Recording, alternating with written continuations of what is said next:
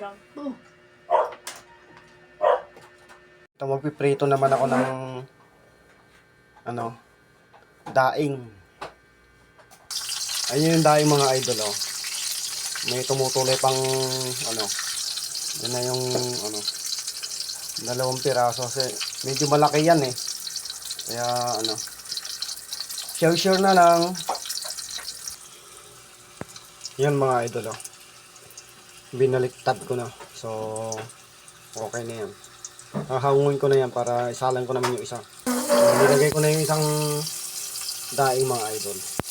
Malaki kasi yan sa lahati lang sa akin yan. Okay na. Solve na ako yan. Ayan, binaliktad ko na mga idol. So tignan nyo yung mantika ng itim.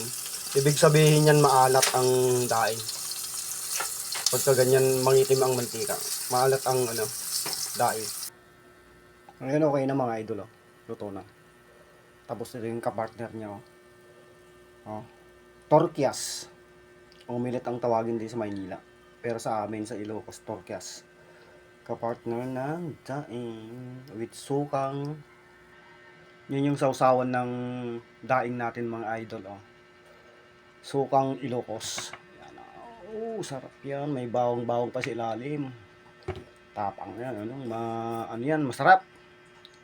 Manghang. Yan. Ayan, isasawsaw natin dyan. Okay, thank you for watching mga idol.